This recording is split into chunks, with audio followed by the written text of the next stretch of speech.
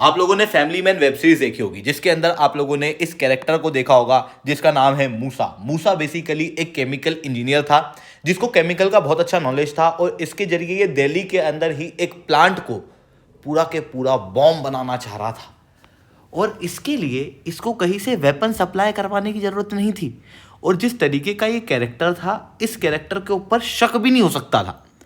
Same प्रकार की चीज़ें अब अलकायदा और आईएस जैसी ऑर्गेनाइजेशन कर रही है।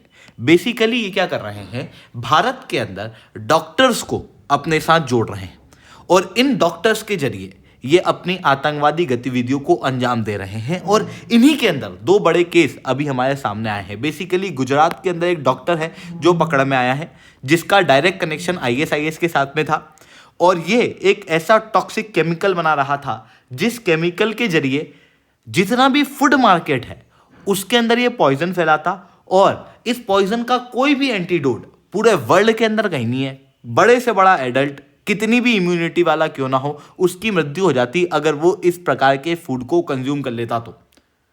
इतना ही नहीं दोस्तों, एक और केस हम लोगों को देखने को मिला। एक और डॉक्टर जम्मू कश्मीर से बेसिकली आया हुआ फरीदाबाद के अंदर दिल्ली में एक बड़े आतंकवादी मकसद को अंजाम दे रहा था और इसके पास से लगभग 350 किलो एक्सप्लोजिव मिले। अब आप जब ये एक्सप्लोजिव सुनोगे तो शायद आपको लग रहा होगा कि यहाँ पर आरडीएक्स मिला होगा। नहीं, यहाँ पर अमोनियम नाइट्रेट मिला जिसका प्रयोग नॉर्मली फर्टिलाइजर के अंदर भी किया जाता है। जो अवेलेबल रिसोर्स है उसका प्रयोग ये क्या कर रहा था, एक प्रकार के बॉम्ब को बनाने के अंदर कर रहा था। जैसी कंडीशन के अंदर ये चीज साफ है कि अब जो इंटेलेक्चुअल्स हैं उनका प्रयोग ये आतंकवादी संगठन कर रहे हैं और ये अपने आप में बहुत खतरनाक है क्योंकि पहले के समय पे फुट सोल्जर जो कि अनएजुकेटेड हुआ करते थे तो उनको आतंकवाद से जोड़ा जाता था।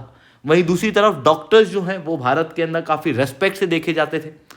पर अब यहाँ पर बड़े इश्यूज जो हैं वो आने वाले हैं क्योंकि अब डॉक्टर्स भी इस तरीके की गतिविधियों के अंदर शामिल होते हुए दिखाई दे रहे हैं जो कि एक बड़ी आबादी को डायरेक्ट असर कर सकता है। और इवन इसके लिए जो एक्सप्लोजिव हैं वो बाहर से लाने नहीं पड़ेंगे, पाकिस्तान को भारत के अंदर सप्लाई करने नहीं पड़ेंगे, बल्कि डॉक्टर्स अपने खुद के बायोकेमिकल नॉलेज का प्रयोग करके इस तरीके के बॉम्ब का निर्माण कर रहे हैं जो कि और ज़्यादा घातक है पुराने समय से।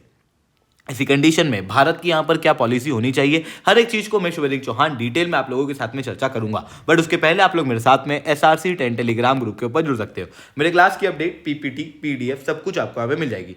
UPSC CSE की तैयारी करना है, इंडिया के टॉप एजुकेटर से ऑफलाइन क्लासेस के अंदर पढ़ना है, आप लोगों के पास में अच्छा मौका है। अनअकैडमी अब केवल ऑनलाइन ही रहा है, अनअकैडमी अब ऑफलाइन भी आ चुका है। जुड़ना चाहते हो तो इस नंबर पर कांटेक्ट कर सकते हो। इसके अलावा मंथली करंट अफेयर्स की मैगजीन, प्रीवियस ईयर के क्वेश्चन, प्रीलिम्स के मॉक टेस्ट, NCERT के नोट्स की समरी, इंडिया ईयरबुक की summary free of cost download करना है। नीचे डिस्क्रिप्शन के अंदर मैंने लिंक दी हुई है, वहां से आप लोग डाउनलोड कर सकते हो। चलिए दोस्तों, समझने का प्रयास करते हैं यहाँ पर क्या हुआ है। सबसे पहले जो केस हम लोगों को देखने को मिला है वो फरीदाबाद के अंदर देखने को मिला है। बेसिकली सबसे पहले फरीदाबाद के अंदर जम्मू कश्मीर और फरीदाबाद की पुलिस ने दोनों ने साथ में मिलकर एक जॉइंट ऑपरेशन चलाया। जम्मू कश्मीर के अंदर इनके हाथ लगा डॉक्टर आदिल अहमद रादर जो कि आतंकवादी गतिविधियों को अंजाम दे रहा था और उसका डायरेक्ट कनेक्शन आतंकवादी संगठनों के साथ में था। और फिर इसको पकड़ने के बाद में हम लोगों को पता चला कि फरीदाबाद के अंदर भी इसी तरीके का एक आतंकवादी है, डॉक्टर मुजामिल शकील, जो कि पुलवामा से आया हुआ है और इसके पास में नाइट्रेट अवेलेबल है, अमोनियम नाइट्रेट, और उन अमोनियम नाइट्रेट का प्रयोग ये एक प्रकार के बॉम्ब को बनाने के लिए कर रहा है। फिर बाद में डॉक्टर मुजामिल शकील को यहाँ पर अरेस्ट किया गया और इसके पास से AK-47 पिस्टल, 3 मैगजीन और 20 टाइमर्स जो हैं वो बरामद किए गए। खतरनाक बात ये नहीं थी, खतरनाक बात ये थी कि इसने दिल्ली से कुछ ही किलोमीटर दूर एक रेंटेड रूम के अंदर भारी मात्रा में लगभग 350 kg अमोनियम नाइट्रेट जो है वो रखे हुए थे, जिसके जरिए ये एक बॉम्ब इस रीजन के अंदर बनाकर यहाँ पर अटैक करता और न्यू दिल्ली के अंदर इनसिक्योरिटी को क्रिएट करता। ये अपने आप में एक बहुत ही घातक डेवलपमेंट देखने को मिल रहा था। वहीं दूसरी तरफ 9 नवंबर के दिन गुजरात ATS के द्वारा भी एक बड़ा एक्शन लिया गया। बेसिकली गुजरात ATS को डॉक्टर अहमद मुहियुद्दीन सैयद, जो कि बेसिकली हैदराबाद से आया हुआ था, इससे काफ़ी समय से शक था और इसके साथ में 2 लोग थे जो जुड़े हुए थे और ये सब के सब ISKP से जुड़े हुए हैं। आप क्लियरली यहाँ पर देख सकते हो। अगर मैं आईएसआईएस की बात करूँ तो आईएसआईएस आपको एक आतंकवादी संगठन देखने को मिलेगी, उसी की एक ब्रांच है जो अफगानिस्तान और पाकिस्तान वाले इलाकों के अंदर एक्टिव है, जिसे कहा जाता है इस्लामिक स्टेट खोरासान प्रोविंस। उससे डायरेक्टली जुड़े हुए ये लोग यहाँ पर देखने को मिल रहे थे। और यहाँ पर भी अगर आप बहुत ध्यान से ऑब्जर्व करोगे तो यहाँ पर भी जिस आदमी को अरेस्ट किया गया है वो बेसिकली एक डॉक्टर था, और इसके पास में से बरामद हुई silver Ford Figo car, 2 Glock pistol, एक और पिस्टल मिली है, कार्ट्रिज मिले हैं, 4 लीटर ऑफ कैस्टर ऑयल जो है वो यहाँ पर मिला है। जो सबसे ज़्यादा चौंका देने वाली चीज़ है वो है कैस्टर ऑयल। कैस्टर ऑयल आप सब लोग सोचते हो काफ़ी कॉमनली अवेलेबल है, बट इसी कैस्टर ऑयल के जरिए ये एक रेजिन नाम का जहर बना रहा था। ऐसा जहर जो कि कोई भी एडल्ट खा ले कुछ मिलीग्राम में तो उसकी इमीडिएट मृत्यु हो सकती है, उसका कोई इलाज भी अवेलेबल नहीं है। और ये जो रेजिन प्रोटीन है, या कहूँ ये जो रेजिन पॉइजन है, इस रेजिन पॉइजन को आप फूड के अंदर या इंजेक्शन के अंदर डाल के अपने सामने वाले व्यक्ति के अंदर इंजेक्ट कर सकते हो। ऐसी कंडीशन में साफ जाहिर हो रहा था कि बेसिकली ये फूड के अंदर डाल के एक बड़े एरिया के लोगों को इस तरीके के केमिकल वेपन से मारना चाहता था। बेसिकली यहाँ पर एक मास डिस्ट्रक्शन की प्लानिंग चल रही थी आईएसकेपी के द्वारा। वो तो सही समय पे इसको पकड़ लिया गया, पर अभी ये जो बड़े केसेस हम लोगों के सामने आए हैं ये अपने आप में बहुत ज़्यादा चौंका देने वाले हैं, क्योंकि अब आतंकवाद के अंदर एक बड़ा चेंजेस होता हुआ दिखाई दे रहा है। पहले क्या होता था, 2-4 आतंकवादी भारत के अंदर इन्फिल्ट्रेट करते थे और किसी एक रीजन के अंदर धमाका करने का प्रयास करते थे, जो कि भी अपने आप में खतरनाक था, बट इसको रोका जा सकता है बॉर्डर के ऊपर सिक्योरिटी को बढ़ाकर, बेटर सर्वेलेंस से। पर अब क्या किया जा रहा है कि जो आतंकवादी संगठन है वो डॉक्टर्स वगैरह को टारगेट कर रहे हैं, और इन डॉक्टर्स को टारगेट किया जा रहा है रेडिकलाइजेशन के अंदर। रेडिकलाइज करने के बाद में क्या होता है कि डॉक्टर्स की भारत के अंदर काफ़ी ज़्यादा रेस्पेक्ट की जाती है। ऐसी कंडीशन में सोसाइटी को इनके ऊपर शक नहीं होता।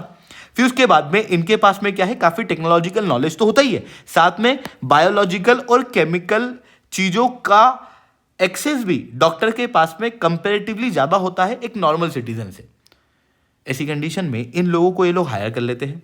हायर करने के बाद इनको रेडिकलाइज किया जाता है, और रेडिकलाइज करने के बाद में भारत के अंदर ही अवेलेबल नॉर्मल केमिकल का प्रयोग करके यहाँ पर आतंकवादी गतिविधियों को अंजाम दिया जा रहा है, जहाँ पर एक बड़े एरिया के लोगों को इन्फेक्ट करने की कोशिश की जा रही है। Weapon of mass destruction create करने का प्रयास यहाँ पर इन लोगों के द्वारा किया जा रहा है। तो बेसिकली यहाँ पर साइंटाइजेशन ऑफ टेररिज्म हो रहा है एक तरफ, तो दूसरी तरफ ये लोग जो मटेरियल यूज़ कर रहे हैं ये ड्यूअल यूज़ मटेरियल है। बेसिकली ये लोग फर्टिलाइजर, कैस्टर ऑयल, इस तरीके के केमिकल का प्रयोग कर रहे हैं, जो काफ़ी कम कॉस्ट में अवेलेबल है और काफ़ी वाइडली अवेलेबल है। और इनका प्रयोग जो है वो नॉर्मल आबादी भी करती है। उन नॉर्मल आबादी के मटेरियल को उठा के फिर उनसे बॉम्ब बनाया जा रहा है। ऐसी कंडीशन में यहाँ पर सजगता रखना बहुत ज़्यादा जरूरी है, क्योंकि आतंकवाद के अंदर बड़े चेंजेस हो रहे हैं। आतंकवाद नई टेक्नोलॉजी को इंडक्ट कर रहा है।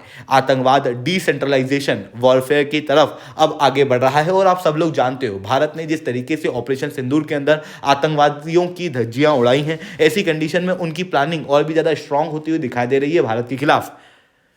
इतना ही नहीं दोस्तों, अभी आप देख सकते हो अननोन गनमैन के द्वारा भी जिस तरीके से पाकिस्तान के अंदर आतंकवादियों को उड़ाया जा रहा है, ऐसी कंडीशन में आतंकवादी भारत से बदला लेने की कोशिश यहाँ पर कर रहे हैं। ऐसी कंडीशन में साइबर सर्वेलेंस होना बहुत ज़्यादा ज़रूरी है, ताकि जिन लोगों का रेडिकलाइजेशन हो रहा है उन्हें के ऊपर हम लोग नज़र रख सकें और डी रेडिकलाइजेशन प्रोग्राम जो है वो चला सकें। साथ में केमिकल परचेस पैटर्न को भी भारत के अंदर मॉनिटर किया जाना जरूरी है। यूनिवर्सिटी लेवल पे भी विजिलेंस होना जरूरी है। हो सकता है यूनिवर्सिटी के अंदर कोई बड़ा प्रोफेसर हो जो रेडिकलाइज हो चुका है और वो अपने साथ में और ज़्यादा आतंकवादियों को जोड़े और इसी तरीके से बायोकेमिकल वेपन भारत के अंदर बनाए और बड़े एरिया को इन्फेक्ट करने की कोशिश करे।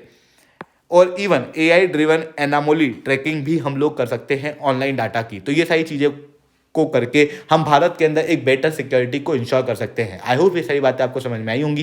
लेक्चर अच्छा लगा हो तो लाइक करना, लेक्चर बहुत अच्छा लगा हो नीचे ऐसा रिटर्न कमेंट करना। यूपीएससी CSE की तैयारी करना, इंडिया के टॉप एजुकेटर से ऑफलाइन क्लासेस के अंदर पढ़ना है तो आप लोगों के पास में अच्छा मौका है, इस नंबर पर कॉन्टैक्ट कर सकते हो। उसके अलावा मंथली करंट अफेयर्स की मैगजीन, प्रीवियस ईयर के क्वेश्चन, प्रीलिम्स के मॉक टेस्ट, NCERT के नोट्स की समरी, इंडिया ईयरबुक की summary free of cost download करना, नीचे डिस्क्रिप्शन के अंदर मैंने लिंक दी हुई है, वहां से आप लोग डाउनलोड कर सकते हो। ठीक है दोस्तों, आज के लिए इतना ही। That's all for my side. जय हिंद, जय भारत।